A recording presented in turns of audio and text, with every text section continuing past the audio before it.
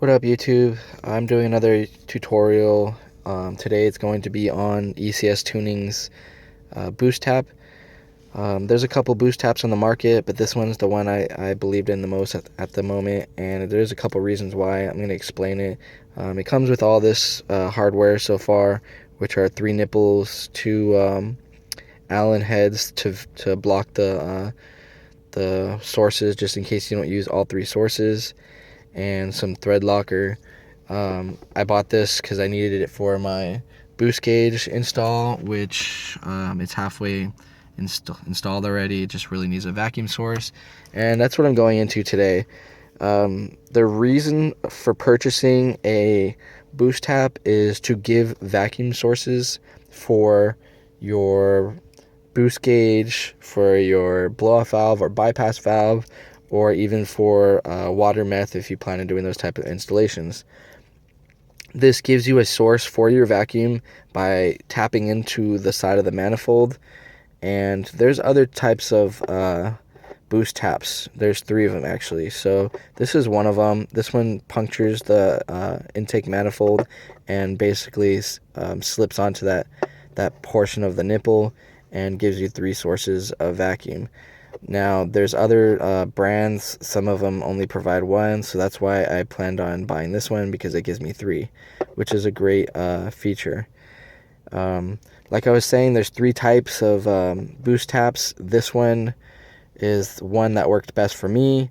There's another one that might work better for other people if you plan on removing these later on, because this is a permanent installation. Since you're puncturing the actual manifold, it basically can't come off after that. The other type of boost tap is the boost tap that actually goes underneath the intake manifold map sensor, and that's another route to go if you do not want to puncture your manifold. And it's a simple installation for that one too, but the bad thing about those is that since it spaces apart the manifold map sensor, it's been proven by some of these companies that it actually gives inaccurate readings to that sensor. So I decided to go this route. There is also another route, which is doing ECS Tuning's spacer, the throttle body spacer, and that's another reliable way without tampering with the sensor. And I suppose I could have went that route, but the only reason I didn't is, number one, it's a lot easier to do this one than it is to probably separate the intake manifold from the throttle body. So I anticipated that ahead of time. Also, this one gives you 3 ports for vacuum source, whereas I believe the other intake, the throttle body spacer, only gives you 2. So since later on I plan on probably doing a water to meth kit, then it's probably better for me to do this. So I'm going to stop blabbing on about this product. So far it looks really good. I'm going to go ahead and get into the installation. The installation is pretty simple. It gives you this little setup with a nail and basically a guide that you just push it into the slot and you puncture the hole. With that being said, that's pretty simplistic. The screws or nipples are going to go in the vacuum sources, which, if I can get a close-up of, they just thread in. Okay, so I'm going to go ahead and thread on the nipples and put on the lock, the thread locker, and then I will go ahead and show you what it looks like complete. Alright, so I have this completely assembled. The thread locker is placed in the threads. It just asks for 1 drop. Since I'm not putting in the water meth today, I've sealed up this one with the Allen screw.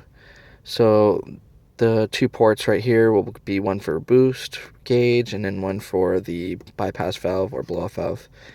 And this is basically the C-clip that goes onto the boost tap. Once it's actually installed, we have to tap the the manifold, so I'm going to go ahead and do that. Once you tap the manifold, this literally just slides on, and then the C-clip, you just push it in place.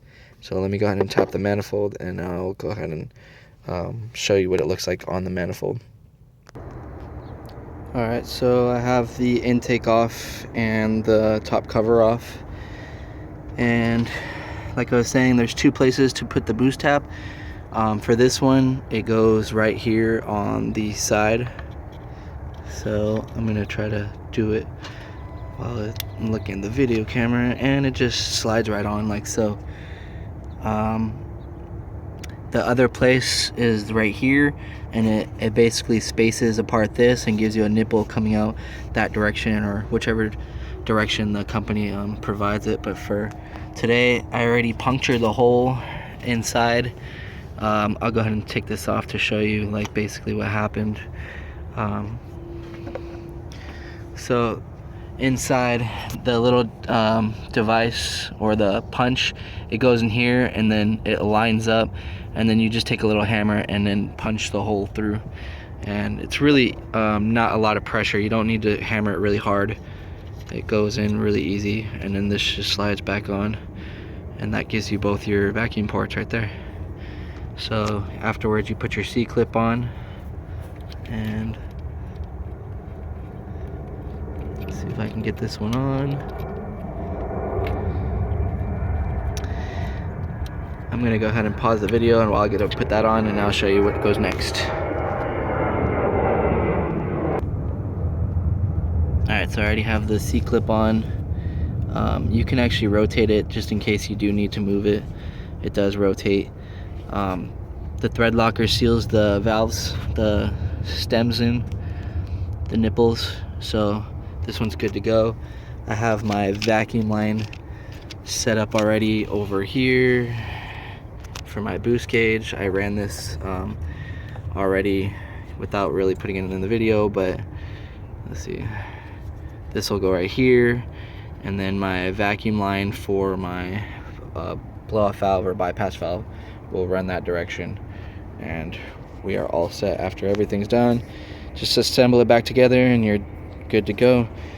Out of everything done today, it took me maybe like 5 minutes to do this, and that's really just because I was providing the video, but I'm literally in the parking lot of my work, and I got it done in less than 5 minutes right before I went to work, and that's like taking the intake off and everything. So that just shows how quick and easy this was. It's a really simple installation. Don't make it crazier than it is. If you have any questions, comment below.